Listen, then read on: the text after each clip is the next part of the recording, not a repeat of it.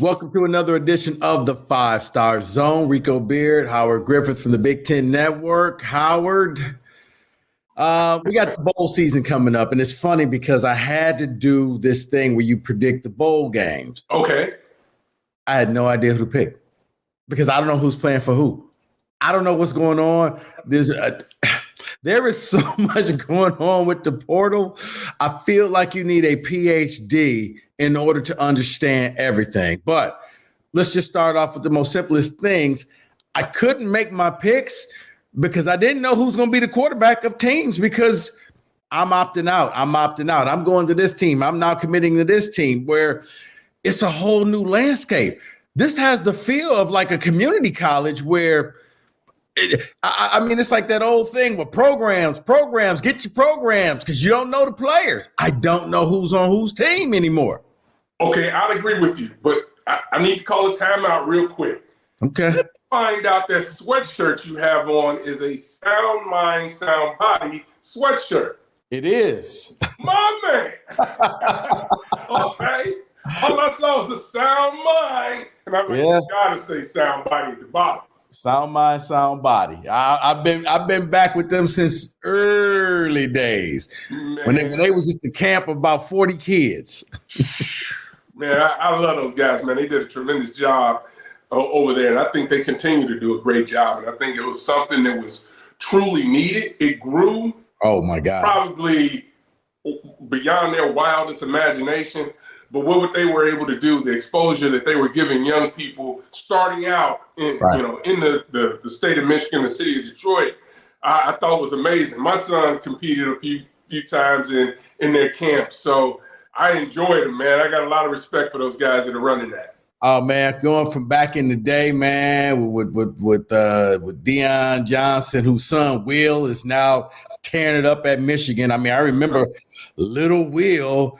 So now it's kind of weird when I see him like, man, you big time now. Him and Curtis Blackwell. And I mean, it started off. It was truly grassroots and they have invested in it. And this thing has grown. They've gone international. They've done camps overseas. So no.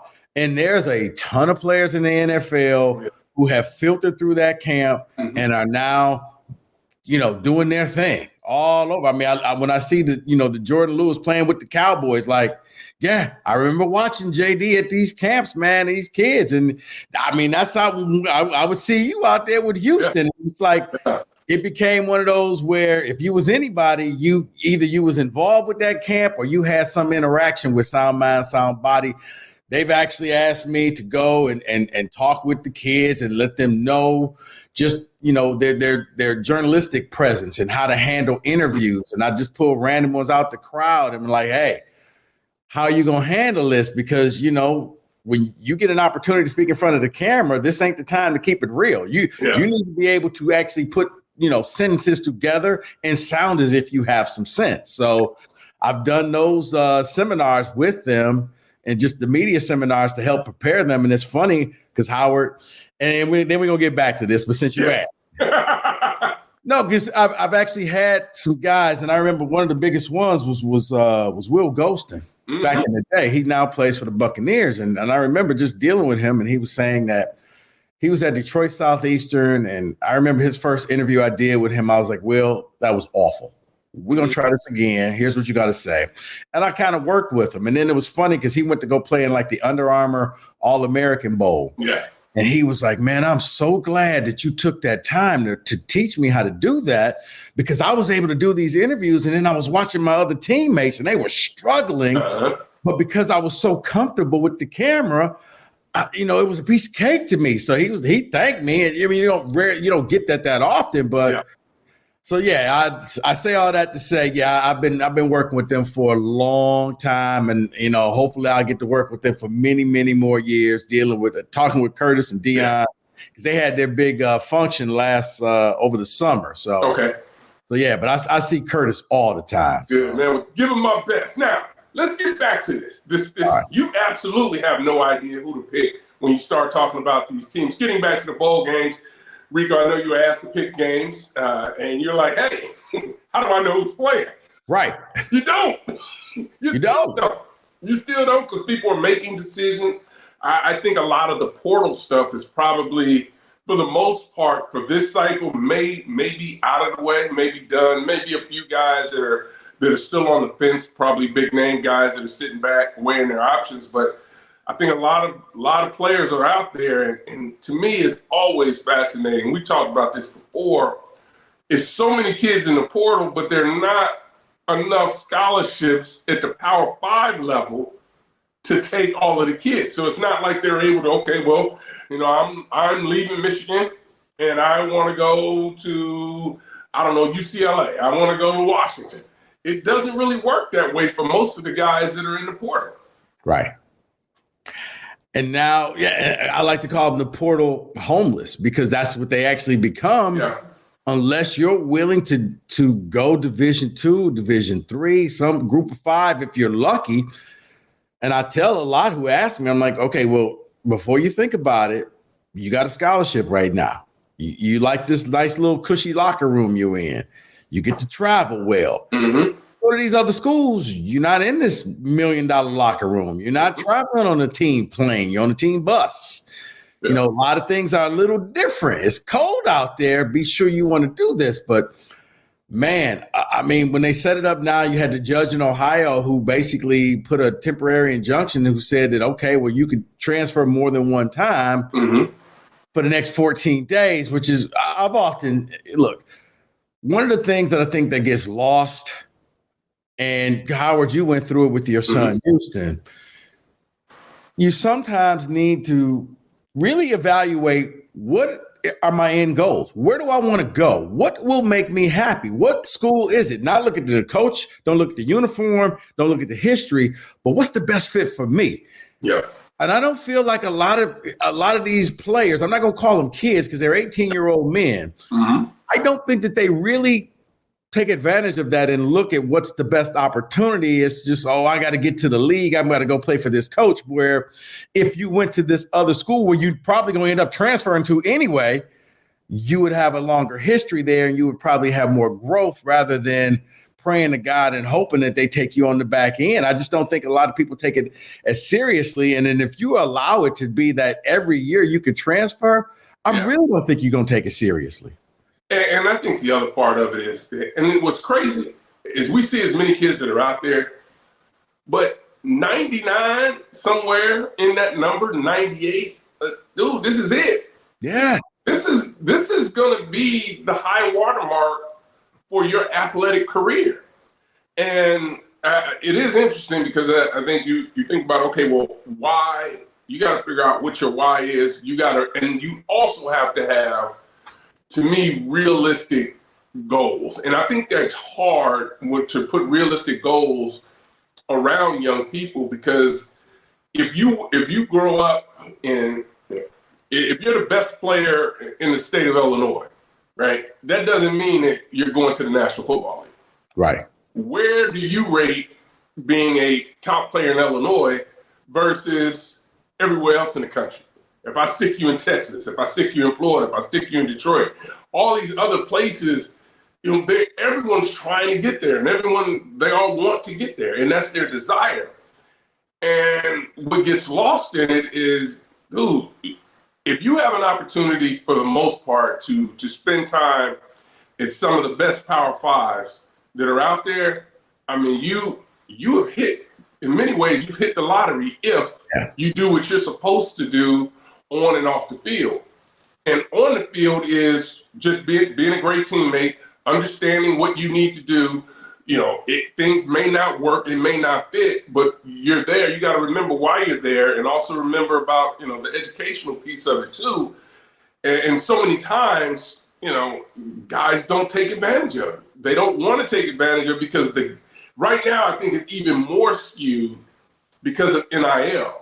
Right. Because you've got guys that are juniors in high school, and the NIL has even got the parents more involved, right? It used to be, okay, I want to know about the back end. Can you get them ready to go to the National Football League? Now the parents are involved on the front end, more of them, I should say, because it's like, well, what about your NIL program? Is he or she going to be able to take advantage of that? And it forces you. I think it makes these. It doesn't force them, but I think it makes these life-changing decisions even harder, because you're also trying to pick the right place, and you're also trying to get the biggest check. And I don't envy these young people right now and the decisions that they have to make to try to pick. I don't. The best schools that are out there. Listen, the top guys, that the 1% of the 1% that are making all the money, they're going to keep making all the money. It's that middle group, that's right there at the top, that think that they can, make things happen and want to make things happen, that it really becomes very difficult for not only them, but their family members and their coaches to make the right decision for the right reasons. And it's funny, Howard, because I equate it to, let's just take a different profession. Let's take football out of it, and let's just say your goal in life is to be a doctor. So there's different steps to getting a doctor, to becoming a doctor. You're going to go through so many different graduations. So when you graduate from high school, when you graduate from college, it's an event, but you don't spend that much time. You don't spend that much money and that much effort, because I still got more ways to go. I still got more steps to go. So that when you finally, graduate from medical school, that's when the big celebration happened, because you're right there at your goal. Yeah. Look at that, because, and I translate this back. I'm going to land the plane here. When you look at the kids who are the 1% who are going to go to the NFL, they know I'm talented enough. The money's going to be there. And I don't need to try to milk the system to get every penny out of it, because you realize for what it is, man, this is pennies based off of what I'm going to make once I finally get to the league through endorsements, where I think a lot of people realize this is about the most money I'm going to make in football, in sports. So I got to capitalize on it right now. But I think it's almost creating a false security out there. It's like the housing market. It's like the tech bubble, the tech thing, when all of a sudden that bubble just bursts. And I think the same is going to hold true when it comes to this NIL. You saw Texas A&M 2 years ago spent a fortune on that class. Yes. Howard, I see something where the top 15 players of that class all transferred. And not only that, many came out and said, never got a check. Never gave me what they said they were going to give me. This is where we are right now. Yeah. I'll say this, and we probably can switch. But there's a story out that Drew Pine, who started out at Notre Dame and then transferred, now he's going back to finish up his degree. So he'll be back on campus this semester to finish up his degree, and then he'll go grad transfer. And listen, things weren't perfect for him at ND, so he decided he needed to change. But I think in that process, he figured out, I need to go get this ND degree. I need to go get I'm right there. Why don't I finish it? So he's going to take this semester, not be involved in spring ball, but he's going to have his degree. And if he wants to continue to play, he'll have that opportunity to do that, whether it's at maybe a lower level place. But at the end of the day, there's a story there where, yes, I made a decision because I wanted to play football, but I also knew what, the long-term goal of this whole thing was, to make sure, that I'm set up and that I'm still back in that network. And, Notre Dame is opened their arms to him now that he's decided to come back and get that degree. And here's the other thing. Here's the other problem I have with this, not necessarily with NIL, but with the portal. Mm-hmm. They have to change the dates, Howard. You can't have the portal opening during bowl practices. Yeah. Because now kids have to make a tough choice where it's like, okay, was it Malik Murphy, the backup QB for Texas? Yeah. Texas is in the semifinal game. Yeah. He's the backup quarterback. Mm-hmm. He's one hit away from having to lead this team to a championship. But he also says, I realize that Arch Manning is the future of this team, and I'm kind of in the middle. He has to transfer. You got to move this date. You can't have the first transfer date be in December, because that's what makes it so difficult. Going back to the beginning of this pod, I don't know who's on the team. I don't know who's playing. I don't know who's opting out. You got people who've already committed to different teams who should be practicing with their bowl team. To me, let's start with the basics. You just got to move this date. I'm off. I don't want to make it come off like I'm anti-portal, because I do think sometimes there's better opportunities out there. I'm not going to say make mistakes, but you all can find a better opportunity somewhere else. But on the flip side, you can't play football tender during the middle of the season where you just keep looking at your phone, swiping to the left and to the right, trying to pick the right team for you. Eventually, you got to pick something. Yeah. You got to move this, because holding it in December, I think, is disingenuous. And now you are going to affect a lot of people's money, because a lot of Chamber of Commerce who depend on bowl games, I don't want to watch them. I don't want to travel. My team has no shot. The quarterbacks are all gone.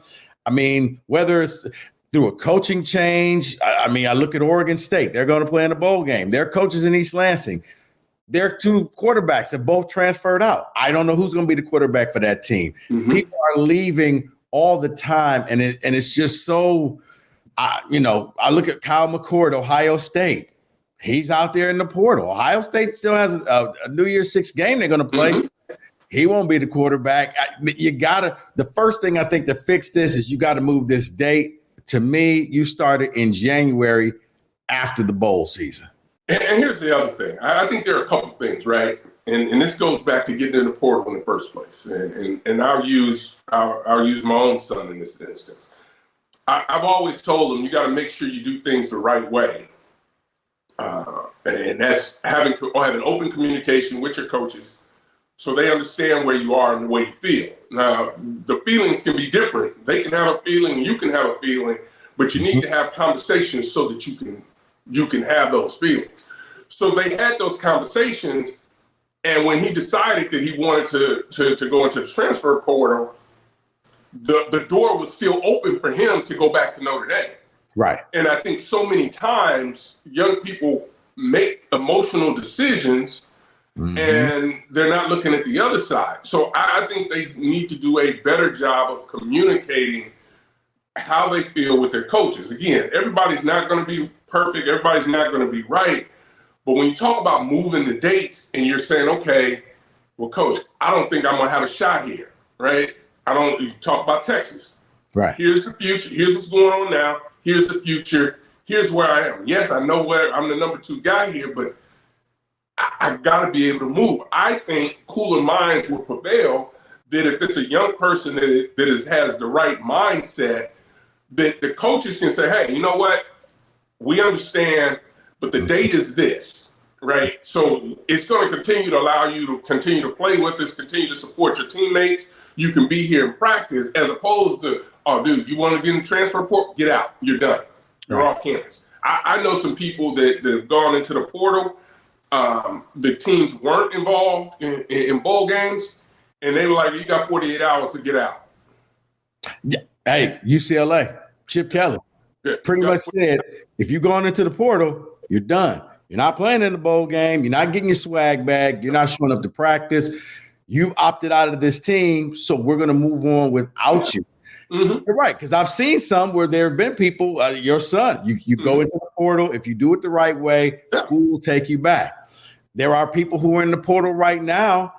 I need to see what my worth is. So if I go into the portal, how valuable am I? Do you really want me? Can you find a couple extra dollars? And so I'll miraculously claim my love for this team again. Yeah.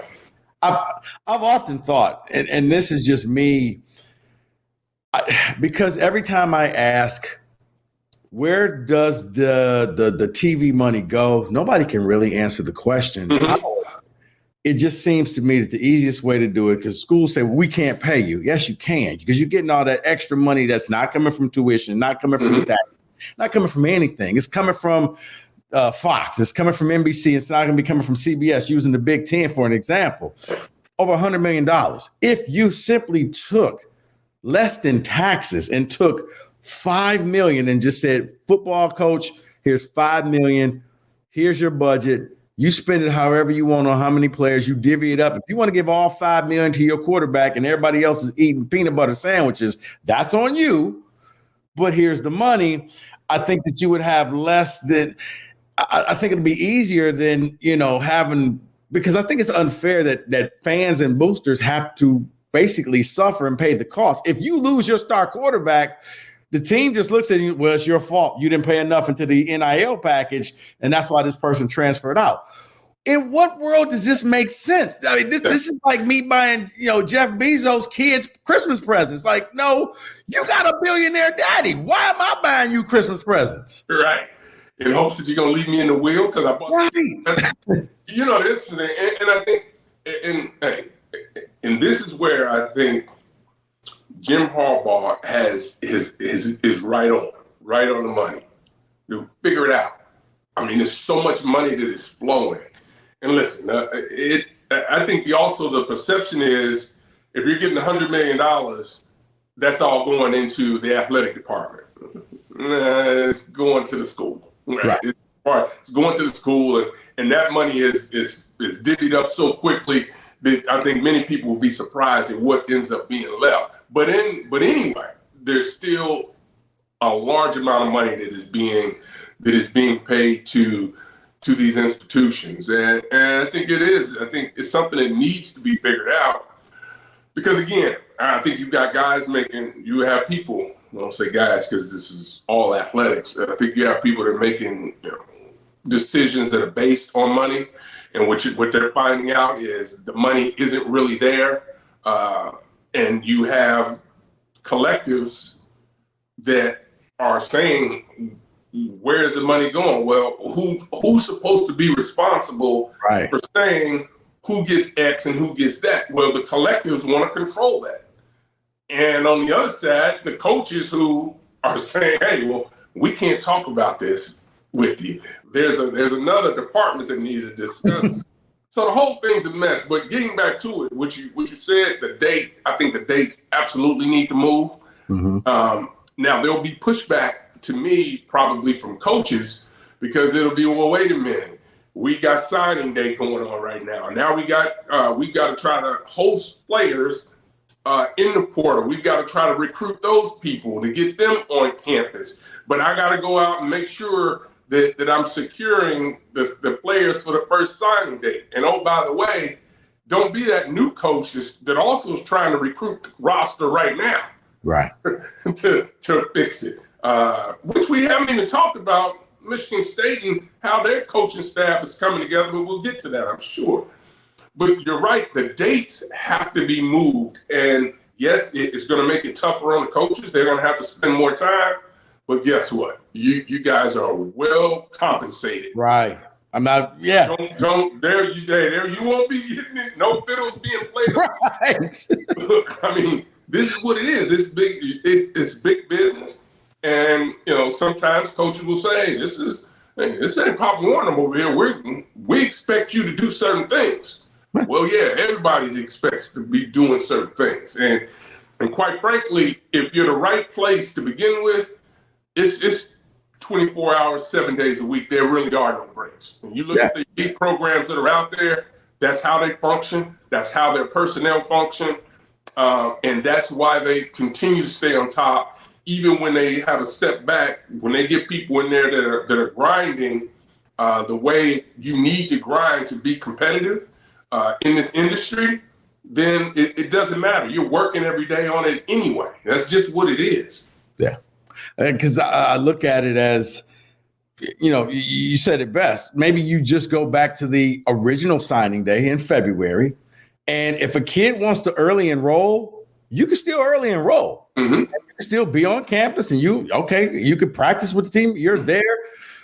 But because I knew a couple of kids who, before the early enrollment happened, mm-hmm. they just enrolled early. They just did it as a student, and they were now a member of this university.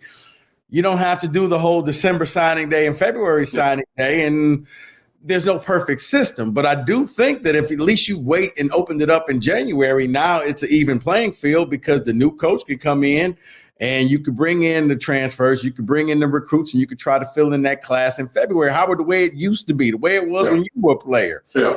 We're not that far removed from just the February signing day. What was it? The first Wednesday in February was D-Day. That's when everybody was waiting to see who's going to put on that hat and who's going mm-hmm. where. So I like that idea. So yeah, Doing it during the bowl game, I think it's just so disingenuous and it's disrespectful to me just for college football because I've lost excitement for different games because I literally have to look to see, well, who's playing in that game? Bo Nix coming out saying he's going to be playing for Oregon. Well, you want to applaud him, but then I'm thinking, why? Bo, no. Actually, go talk to Jake Butt and ask him what happens when you are a top pick and you go play in a bowl game where the best you'll get is just that bowl championship trophy, not a national trophy. I'd say this though. If you want him to sit, don't ask Jake Butt. Because Jake I tell you 100% of the time, he will tell you when he's asked, I'd still play. Really? Yes. Wow. He will tell you to this day. Wow. If I had that opportunity, I'm gonna play. Wow. I know what it did, but I would play. And but again, Jake's old school too. So he yeah. You know, I would play too. Because you want to be out there with your teammates, but there's so many other things involved. And I'd say this, even if you push the date back, if a kid wants to sign, let him sign. Right. That's another thing. Sign. I mean, it's not a problem. But I've never understood that either of why, you know what? And then I would even put because people are like, well, what if they want to back out? And I would say, here's your caveat, kid. I'm going to offer you this. If you're going to commit to me, you can sign and you're done. I'm going to give you a 14-day window where you can go home and think about it, see if you rushed your decision, see if you were all emotional because you're young and we all make emotional decisions. Howard, I can't tell you how many things I bought or done and regretted it later. Like, oh my God, I'm never going out with these people again because I make too many bad choices. But give them a little bit of a window. But yeah, if you want to commit in the summer, you're done. I committed. I'm done. My recruiting is over. I've never understood why they could not do that. And I think it's about. Listen, there's no perfect way, but I think if you can be nimble as an organization, and this is what it takes, where I think you need to have, call them a football czar committee, whatever it may be, so that you can make changes and be nimble and not have to fight, all these different organizations and coaches. And if something is better, then implement it. And we never know what effects a rule is going to have until it's implemented. But that doesn't mean we need to, if it turns out that it's not best for the student athletes and the institutions, why can't we quickly be able to make a change and go in a different direction instead of having to go and fight and do all this other stuff? It's crazy to know that, you should be able to be as nimble as possible in these situations. When you start to make new rules, I think the biggest thing, let's go get rid of the book and start over and just start Xing the stuff that's out of the books that's illegal, that's archaic as rules. Yes. And just start over with a fresh way to do things. But again, I think that's why you would probably have to have a committee or a czar committee to be able to do that for the institutions that want to be a part of it, obviously. See, and I don't know, man. I'm more so, look, you want to be professionals. Every professional sport has a commissioner. And yes, they do have the owners meeting, but they got a commissioner who that person gets paid to come in here and lay down the law and come up with the rules. Heck, Draymond Green is about to find out in the NBA what the commissioner is about to say. The owners, they've already said their piece. Now it's up to the commissioner. And I do think that if you have a single voice, it's a lot easier to get things done. Yeah. I always equate it, man. Have you ever tried ordering a 2-topping pizza with 3 people? It takes forever. Okay? Because everybody's got input. Everybody, well, I'm allergic to this and I don't like that. And before you know it, you end up eating tacos because you're still hungry and you haven't eaten that pizza. That's why I've always said one person come in there, set the rules. Howard, I do want to talk about this because you touched upon it. For Michigan State and Indiana, new coaches, how quickly I guess, is the portal system I guess the easiest way to get this back on track, because I don't think you get the 3-4 years that you used to have. I mean, Michigan State just hired Joe Rossi. He's the DC from Minnesota. And for a lot of State fans, it was like, who? You had to go back and take a look, and you're like, oh, okay, well, Minnesota was good a few years ago with their defense. But now, you got about a month to go out there and really just kind of get as many people you can out the portal. Does this expedite the process for those two schools? I'm just using those because those are the Big Ten schools. Yeah. To get back relevant, because somebody asked me and I said, you probably, instead of having 3-4 years, you probably have 2 years before you need to make, I would say, that 8-win season to give fans hope that, we're going to be one of the haves and not a have-not.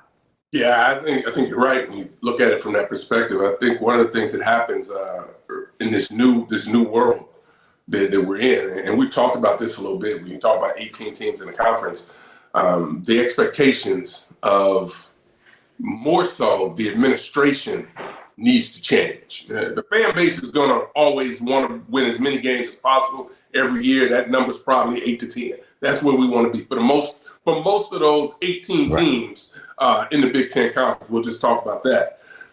But coaches have to get to a point, whether it's year 1, year 2, where now all of a sudden you see the trend. Right, you see what's happening. Right, everyone's willing to give the pass to that first year when you're trying to put a team together and trying to build it, and they're like, well, you still got these holdovers, you got your lost players, so you have that 1 year. Then year 2, you're able to hit the ground running and start to really work those relationships in the recruiting process to get those players, those high school players, into the program that you need. But coupled in year 1 and year 2, you've got to be able to hit the portal, and there's a balancing act in hitting the portal, because what happens if you go out and find yourself that star quarterback, and you need that senior quarterback? You're also looking for that veteran quarterback that's out there. There's a school right now that McCord everyone believed that he was going one place. And it looks like he's not going there because there's a hotshot freshman that looks like he may pick that place. And Howard don't want to say the name, but for those who know, his father played at the school located in the middle of the Corn Belt. I'll leave it at that. Yeah, so there's a balancing act you have. But I think the portal is going to help them and will help them. You look at what Coach Allen did with the portal, the last couple of years. You might go back maybe 3 years now. I mean, he really was able to take advantage of and got some players. Right. Now, the challenge was you couldn't quite get the offense to the point that you needed to get to, because you had to make a bunch of changes as far as coordinators were concerned. But when you look at that defense, they were able to play well when they weren't worn down. And I think that's where teams can go out and make the biggest impact if they want to, if that's the route they choose. So yes, the portal can change the future of your program, make it quicker. Michigan State is accustomed to it because they've seen it. Right. They've seen it happen. And I know everyone wants to get back to that, but I think you still have to get the right players into your program to be able to build it, and they can do it. So I don't know if the timeline necessarily changes for those coaches, but the coaches have an ability to hit the ground running, particularly at a place like Michigan State, right, where they've been in the championship game, they've been in the Big Ten titles. You can go back and say, hey, look at this trophy, look at this, look at that. We've been there already, and we can get back there. It's tougher when you haven't been there and you're trying to get to a place and you're trying to sell a vision about where you think you can go when you haven't been there. Historically, you haven't spent time there. So I think this Joe Rossi hire is what can you tell us, man? Hire. It's a big hire? I think he is amazing in what he does. He's been really consistent everywhere he's been. He's made places better. Obviously, injuries have a part of what ends up happening. But I think when you start talking about scheme and his ability to hold players accountable for what they need to be doing, Listen, I think it is a great situation, and if you're a secondary player, particularly at the safety position, you're going to make some plays in this system. They're going to be able to make some plays. You're going to rush the quarterback. You're going to be in coverage. You're going to be playing center field, so you're going to have a chance to make some big plays. I mean, you only need to look at some of the players, Tyler Nubin, and the type of career he ended up having in Minnesota at the safety position. So I think he is exactly what will really work well, because you can still go out and get the players you want to. It's Michigan State. Right. And it again, have all the resources and willing to put those toward the football program. So there's no excuse. And I think it's just a matter of, ultimately finding, you all have to have the quarterback. Everybody's got to have the guy under center. That is the most important person in football. Yeah.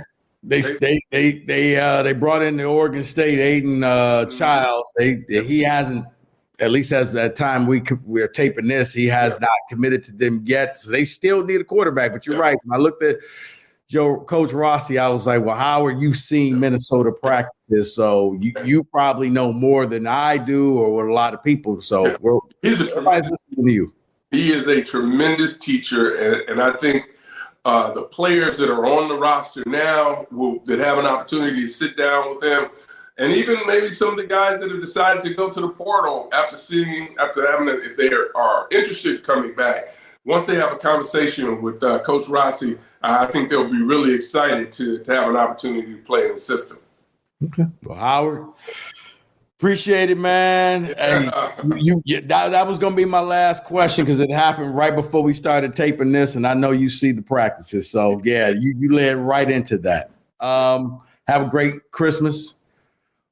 We're not going to be here for next week. We're going to be celebrating the holiday, but we'll be back 2 weeks after to try to get ready for, the Big Ten teams and the New Year's Six games and the Michigan game going up against Alabama. Because for me, as I told all my Wolverine friends, everything that happened this past season goes away. If you beat Alabama, guess what people are talking about? Yeah, that's what they're talking about. No doubt about it. And we can go on this one, because it's no longer – this game is no longer about what's happened in the past, this past year. Nope. Nobody cares. And it's Connor who? What?